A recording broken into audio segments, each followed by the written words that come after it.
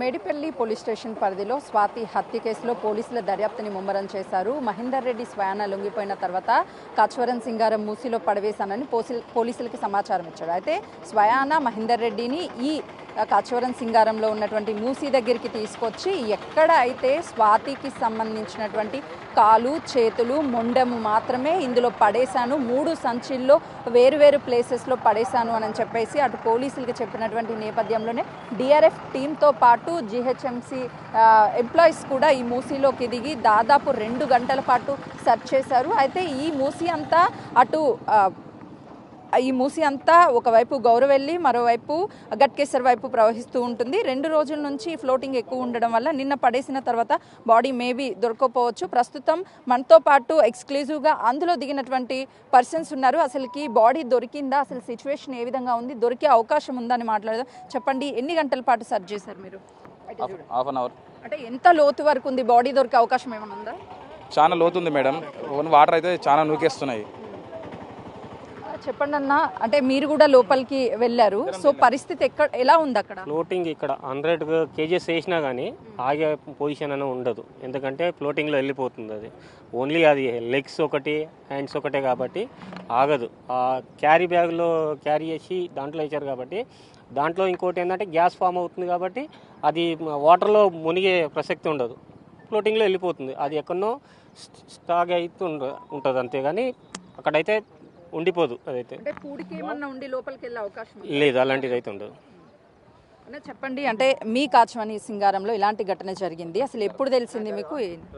మాకు ఉదయం పొద్దున్నే, ఇది ప్రతాప్ సింగారం గ్రామం, బోడుపల్లి ఏదో హత్య జరిగిందని చెప్పి తెలవగానే ఉదయం 6 గంటలకి ఇక్కడ రావడం జరిగింది. 6 నుంచి దాదాపు డిపార్ట్మెంట్ వాళ్ళు కూడా వాళ్ళు పొద్దున్న నుంచి సెర్చ్ చేస్తూ ఉన్నారు. కానీ ఇది అత్యంతమైన దారుణమైన విషయం. ఒక ఆడ మనిషిని ఇంత దారుణంగా చంపి పార్ట్స్గా చేశారంటే చాలా బాధగా ఉంది.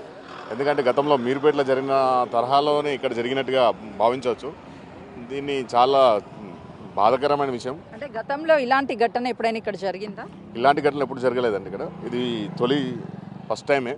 కానీ మాకే, ఎందుకంటే ఇది చూస్తూ అసలు చాలా భయంకరంగా ఉంది, భయంకరంగా అనిపిస్తుంది. ఎందుకంటే పొద్దున్న లేసా విలేజ్ వాళ్ళు అక్కడికి పోతుంటారు, కొంతమందికి ఇది ఒక అడ్డాగా ఏర్పడదేమని కూడా ఒక భయాందోళనగా గురి కావాల్సిన, ఎందుకంటే ఒక ఇంత ఫ్లోటింగ్లో ఈ బాడీలు తెచ్చేసిస్తారంటే మా విలేజ్ కూడా ఒక భయంకరమైన వాతావరణం అండి.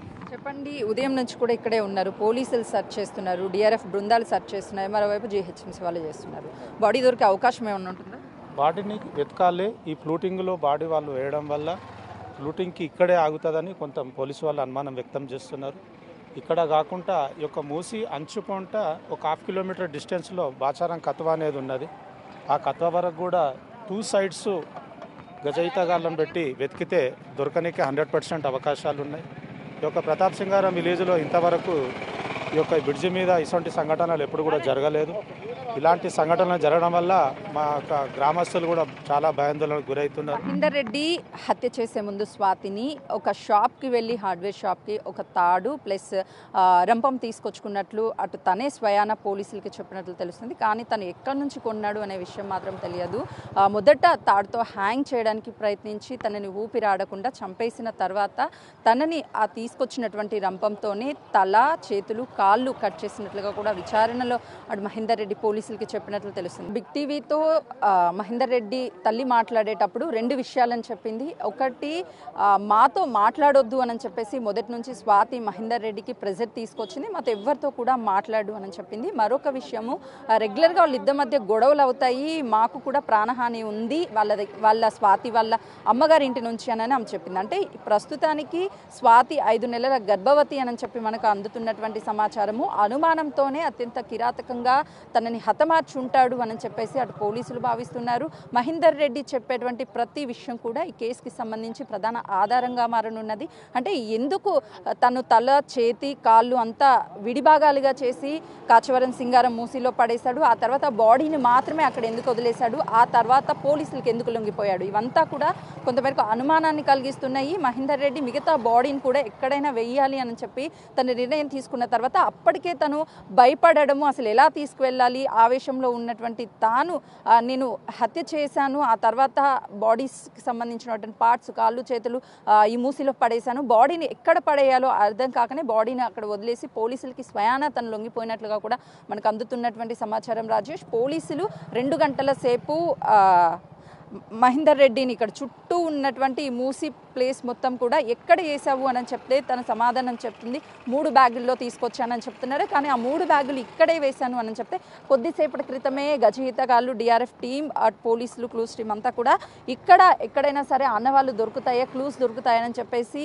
దాదాపు గంటల పాటు సెర్చ్ చేశారు. ఎలాంటి ఆధారాలు దొరకకపోవడం వల్ల మళ్ళీ మహేందర్ రెడ్డిని పోలీస్ స్టేషన్కి తీసుకెళ్లారు. తను చెప్తుంది నిజమా అబద్ధమా, ఒకవేళ నిజమైతే ఇంత ఫ్లోటింగ్ ఉంది కాబట్టి దాదాపు గౌరవెల్లి కావచ్చు, పైన ఉన్నటువంటి గట్కేసర్ ఈ ప్రాంతం వరకు అంతా ఈ మూసి వెళ్తూ ఉంటుంది కాబట్టి సో అక్కడెక్కడైనా స్టక్ అయిపోయి ఉంటుందా, ఫ్లోటింగ్లో అయితే బాడీ ఇక్కడే ఆగిపోయే అవకాశం ఉండదు కాబట్టి ఇంకా ఫర్దర్గా ఈ మూసి ఎక్కడి వరకు అయితే ప్రవహిస్తుందో దాదాపు కిలోమీటర్ వరకు కూడా ప్రస్తుతానికి మనకు అందుతున్నటువంటి సమాచారం ప్రకారం కాళ్ళు, చేతులు, తల ఆ ముండం తొలగించిన వెంటనే అవి ఎక్కడ పడేయాలి, ఎలా పడేయాలి, పోలీసులకి ఎలా దొరకొద్దు. అప్పటికే తను భార్య తనకి తీవ్ర వాగ్వాదం చోటు చేసుకున్నట్లు తెలుస్తుంది.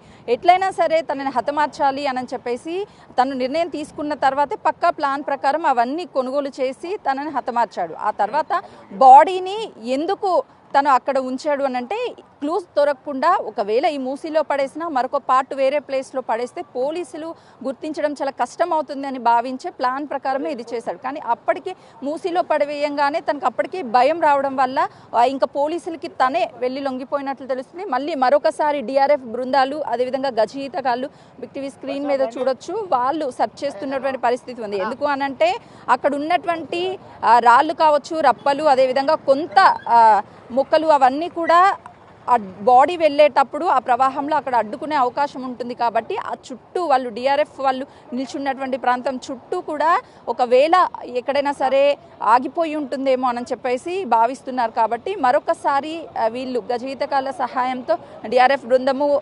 గాలిస్తున్నటువంటి పరిస్థితి ఉంది.